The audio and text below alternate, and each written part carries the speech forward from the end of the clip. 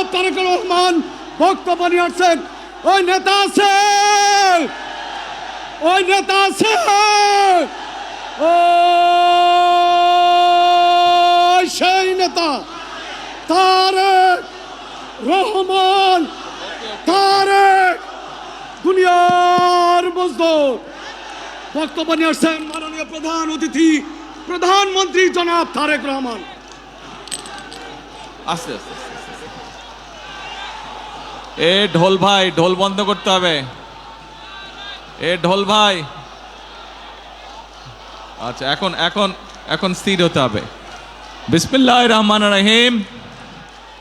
আজকের এই আন্তর্জাতিক মে দিবস উপলক্ষে আয়োজিত বাংলাদেশ জাতীয়তাবাদী শ্রমিক দল কর্তৃক আয়োজিত আজকের এই শ্রমিক সমাবেশের সম্মানিত সভাপতি, মঞ্চে উপস্থিত বাংলাদেশ জাতীয়তাবাদী দল বিএনপির সম্মানিত মহাসচিব, উপস্থিত নেতৃবৃন্দ, আমার সামনে উপস্থিত শ্রমিক দলের ভাই ও বোনেরা এবং উপস্থিত বিএনপি অঙ্গ সহযোগী সংগঠনের প্রিয় ভাই ও বোনেরা, প্রিয় এলাকাবাসী, আসসালামু আলাইকুম। আসসালামু আলাইকুম। কেমন আছেন সবাই? এই যে আমার হাতের বাম দিকে আপনারা কেমন আছেন? আলহামদুলিল্লাহ। হাতের ডানে আলহামদুলিল্লাহ, আর সামনে যারা আছেন আলহামদুলিল্লাহ। প্রিয় ভাই বোনেরা, আজ আন্তর্জাতিক শ্রমিক দিবস।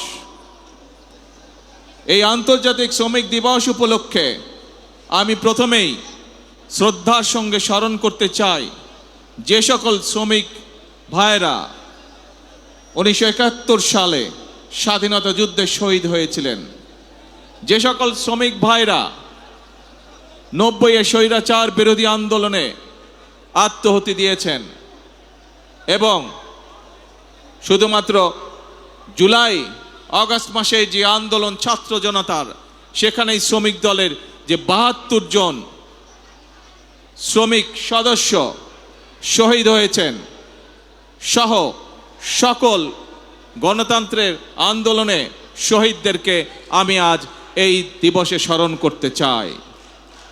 প্রিয় ভাই বোনেরা, আজ এখানে আপনারা যারা উপস্থিত আছেন, আপনাদের নিশ্চয়ই মনে আছে অতীতের এই সামান্য কয়েক বছর আগের ঘটনার কথা, 2 থেকে 3 বছর আগের ঘটনার কথা। আজ এখানে আমরা শান্তিপূর্ণভাবে এই সমাবেশের আয়োজন করছি, কিন্তু মাত্র কয়েকদিন আগের কথা, এই রাজপথ, এই আশেপাশের দালান কোঠা, এই এলাকার প্রতিবেশী ভাইয়ের বোনেরা সকলে সাক্ষী আছেন যে এখানে যখন বিএনপি, শ্রমিক দল, যুব দল, ছাত্র দল, স্বেচ্ছাসেবক মহিলা দল যারাই যখন সমাবেশ করেছে, আমাদেরকে তখন আতঙ্কিত থাকতে হতো কখন সেই স্বৈরাচার বাহিনী হামলা করে বসে। নিশ্চয়ই আপনাদের মনে আছে। আপনারা কি ভুলে গিয়েছেন সেই ঘটনা? ভুলে যাননি।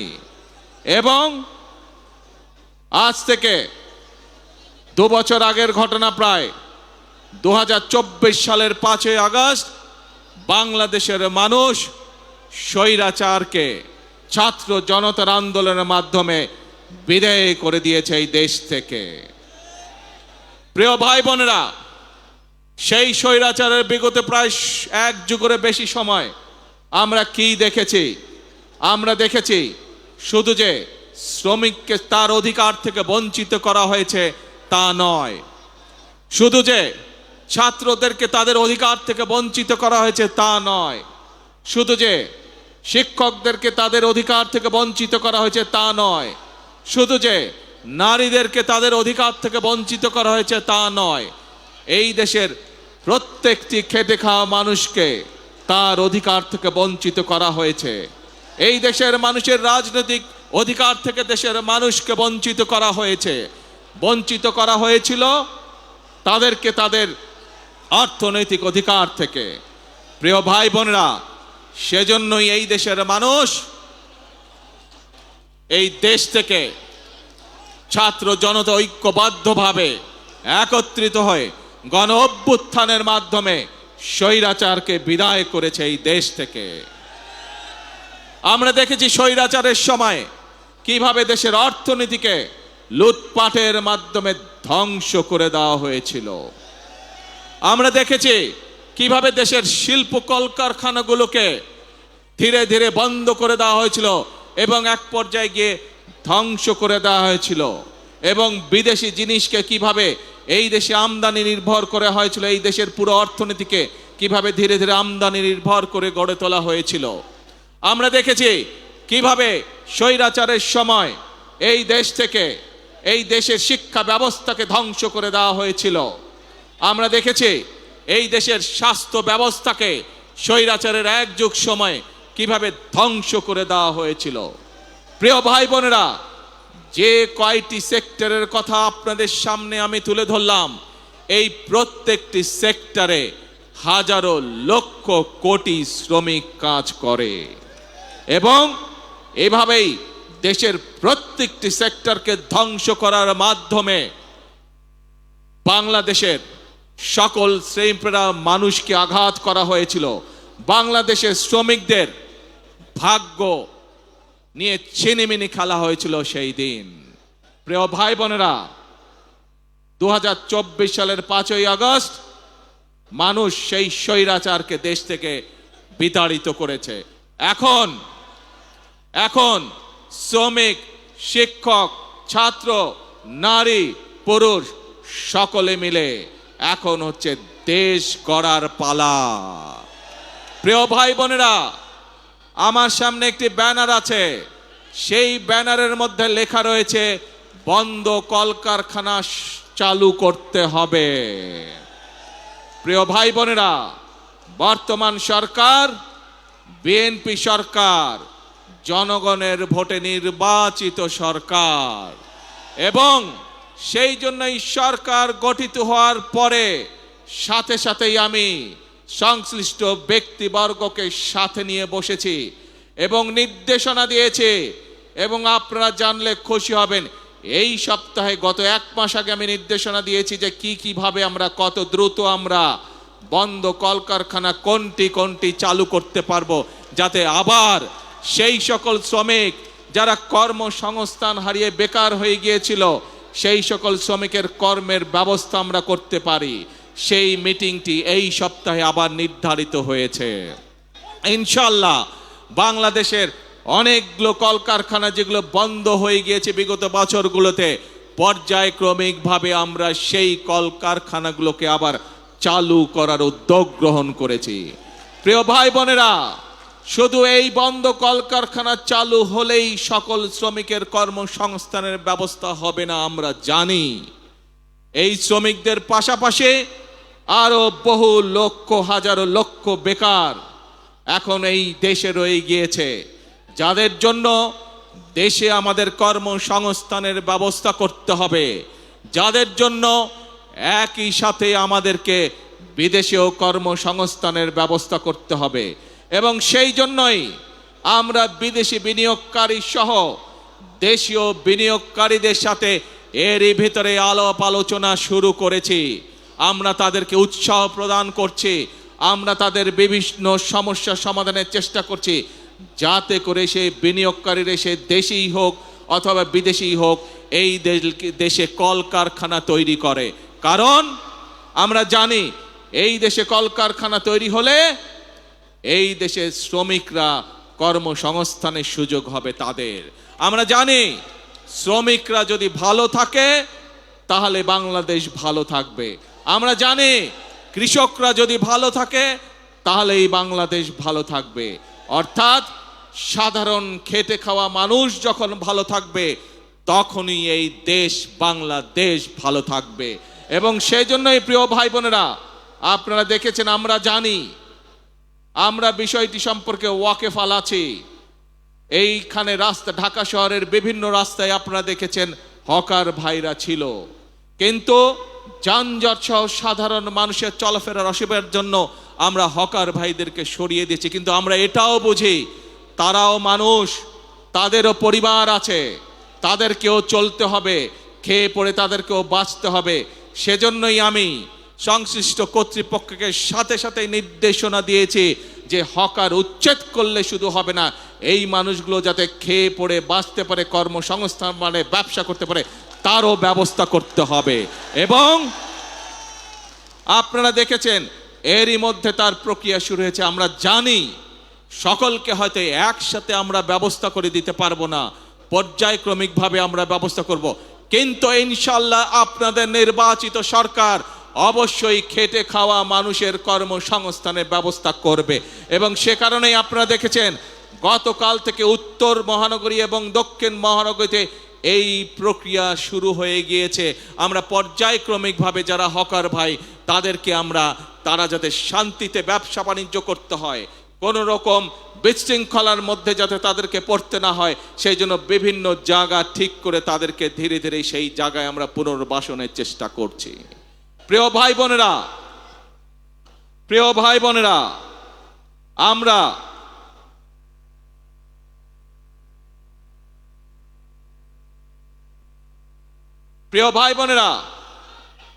আমরা নির্বাচনের 12 তারিখে নির্বাচনের আগে আমরা বলেছিলাম এই দেশকে পুনর্গঠন করা ছাড়া, রাষ্ট্র মেরামত করা ছাড়া কোনো উপায় নাই। এবং শুধুমাত্র নির্বাচনের আগে নয়, আপনাদের নিশ্চয়ই কম বেশি সকলের মনে আছে আমরা আজ থেকে প্রায় 2.5 বছর 3 বছর আগে বাংলাদেশের প্রত্যেকটি সেক্টরকে কিভাবে রাষ্ট্র পুনর্মেরামত করা যায়, কিভাবে সংস্কার করা যায়, তার প্রত্যেকটি 31 দফা আমরা জনগণের সামনে, দেশের মানুষের সামনে উপস্থাপন করেছিলাম। মনে আছে আপনাদের? মনে আছে।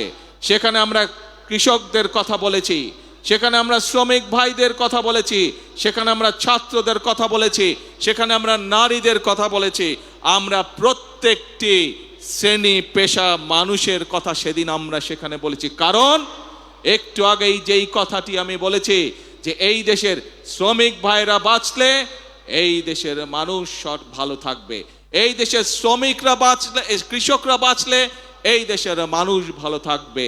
সেজন্যই আমরা কৃষক ভাই সহ, শ্রমিক ভাই সহ, ছাত্র জনতা প্রত্যেকটি মানুষের জন্য এই সরকার কি করতে চায় তার পূর্ণ বিবরণ আমরা আমাদের 31 দফার মধ্যে তুলে ধরেছি।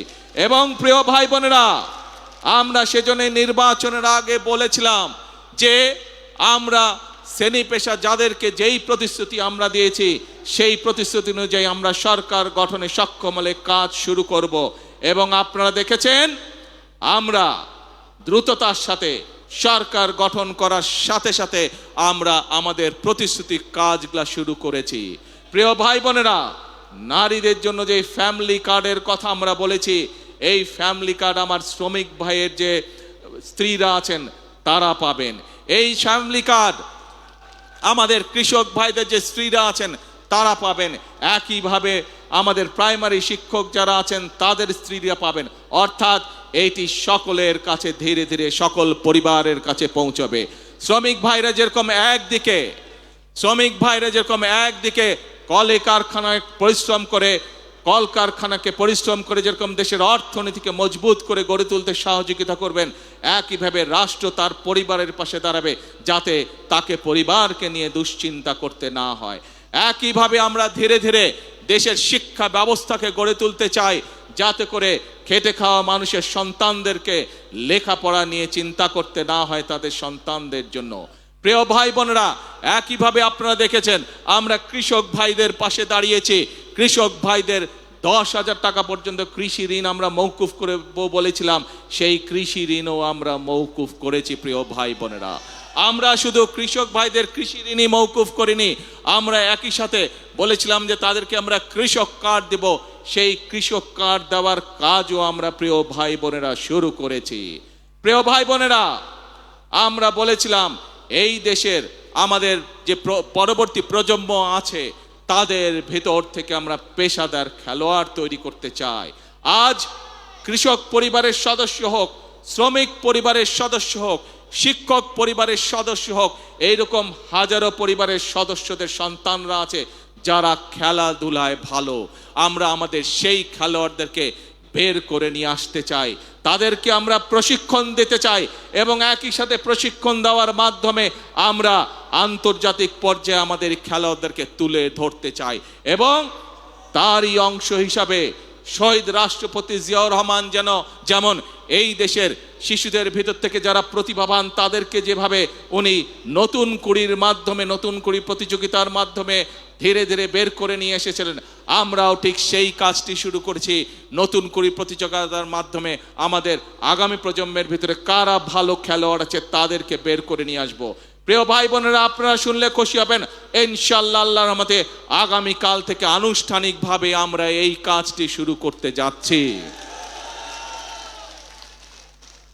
প্রিয় ভাই বোনেরা, শ্রমিক বলুন, কৃষক বলুন, নারী বলুন, যুবক বলুন, যার কথাই বলুন না কেন, আমাদের দেশের অধিকাংশ মানুষ এখনো গ্রামে বসবাস করে। এই গ্রামের মানুষ সঠিক সময়, প্রয়োজনের সময় তারা বিভিন্ন কাজেই হোক, কৃষি কাজই হোক অথবা তাদের ব্যক্তিগত কারণ ব্যক্তিগত কাজই হোক, পানি পায় না। যে পানির অপর নাম জীবন, সেই পানি তারা সঠিকভাবে পায় না। সেজন্যই আপনারা দেখেছেন শহীদ জিয়ার সেই বিখ্যাত কর্মসূচি খাল খনন আমরা শুরু করেছি। যেই খাল খননের মাধ্যমে কৃষক ভাইদেরকে যেমন পানির সুবিধা, সেচ সুবিধা পৌঁছে দেব আমরা, ঠিক একইভাবে গ্রামের মানুষ যাতে সহজেই পানির চাহিদা পূরণ করতে পারে, সেটি অন্যতম কারণ এই খাল খননের জন্য। খাল খনন এর মাধ্যমে কৃষক ভাইরা যেমন সুবিধা পাবে, একইভাবে গ্রামের খেটে খাওয়া সাধারণ মানুষও সেইভাবে একইভাবে সুবিধা পাবে। উপস্থিত প্রিয় ভাই বোনেরা, আজ আমাদেরকে একটি সময় এসেছে যখন আমাদেরকে ঐক্যবদ্ধ হতে হবে।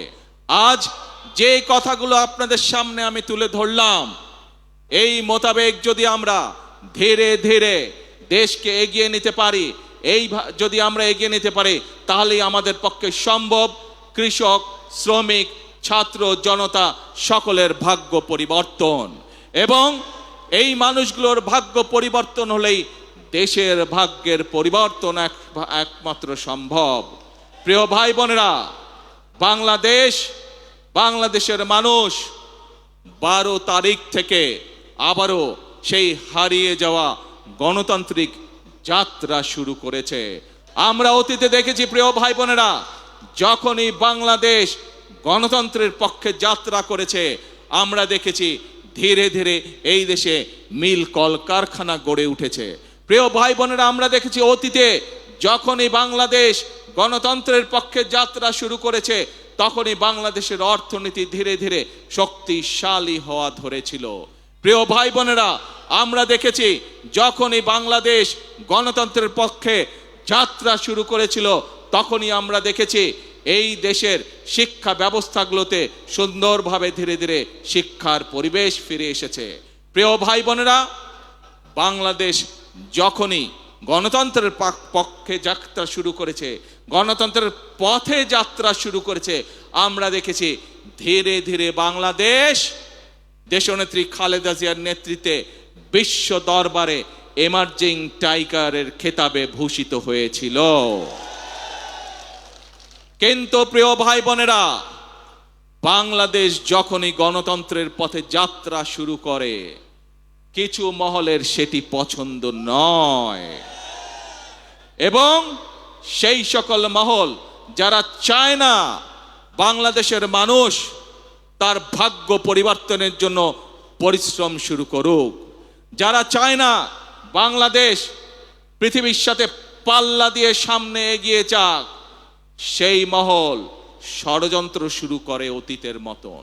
অতীতে যেমন তারা ষড়যন্ত্র করেছিল, প্রিয় ভাই বোনেরা, তাদের সেই ষড়যন্ত্র কিন্তু 12 তারিখের আগে যখন সফল হয়নি, 12 তারিখে যখন তারা দেখলো বাংলাদেশ তো আবার জনগণের সিদ্ধান্ত মোতাবেক চলা শুরু করলো, বাংলাদেশ তো আবার গণতন্ত্রের পথে চলা শুরু করলো, তখন নতুন করে তারা ধীরে ধীরে বিভিন্ন রকম ষড়যন্ত্র শুরু করলো।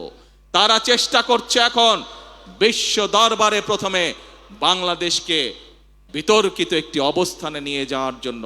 তারা চেষ্টা করছে বিশ্ব দরবারে বাংলাদেশ যাতে বন্ধুহীন হয়ে পড়ে, কিন্তু বিশ্ব দরবার দেখছে বর্তমান সরকারের পেছনে বাংলাদেশের মানুষের, জনগণের সমর্থন রয়েছে। বিশ্ব দরবার দেখছে বর্তমানে বাংলাদেশের যে সরকার, এই সরকার জনগণ দ্বারা গঠিত সরকার।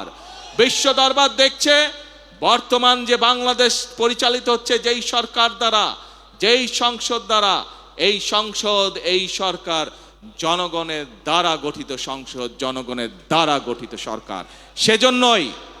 সেজন্যই বিশ্ব দরবার তাদের কথায় কর্ণপাত করছে না, বরং বিশ্ব দরবার জনগণের যে নির্বাচিত প্রতিনিধি, জনগণের যে নির্বাচিত সরকার, তাদের সাথে কথা বলছে কিভাবে তারা এই দেশে বিনিয়োগ করবে, কিভাবে তারা এই দেশে শ্রমিকদের ভাগ্য পরিবর্তনে সহায়তা করবে, কিভাবে তারা এই দেশের মানুষের ভাগ্য পরিবর্তনে সাহায্য করবে। প্রিয় ভাই বোনেরা, আমাদেরকে বিশ্ব দরবারের এই সুযোগ গ্রহণ করতে হবে দেশের স্বার্থে, এই দেশের মানুষের স্বার্থে, সর্বোপরি এই দেশের শ্রমিক ভাইদের স্বার্থে। সেজন্যই আজকে আমাদেরকে চোখ কান সব খোলা রাখতে হবে। যারা দেশকে বিতর্কিত পর্যায়ে নিতে চায়, যারা দেশে অরাজকতা সৃষ্টি করতে চায়, এরকম যদি কেউ থাকে, তাহলে শ্রমিক ভাই সহ প্রতিটি দেশের প্রতিটি বাংলাদেশি প্রতিটি মানুষের কাছে আমার আহ্বান থাকবে, আপনাদেরকে সজাগ হতে হবে, আপনাদেরকে সতর্ক হতে হবে, আপনাদেরকে জেগে উঠতে হবে, আপনাদেরকে তাদের ষড়যন্ত্র প্রতিহত করতে হবে, জবাব দিতে হবে, যেভাবে আমরা স্বৈরাচারকে 17 বছর ধরে জবাব দিয়েছিলাম। প্রিয় ভাই বোনেরা, কথা একটাই, কাজ একটাই, সেটি হচ্ছে দেশ গড়া। এবং সেই জন্যই শ্রমিকরা কেউ কারখানায় কাজ করেন, কেউ ইমারত নির্মাণ করেন, কেউ জুট মিলে কাজ করেন, কেউ পোশাক শিল্পে কাজ করেন। আজ এই সকল শ্রমিক, কেউ হয়তো রেস্টুরেন্টে কাজ করেন, কেউ হয়তো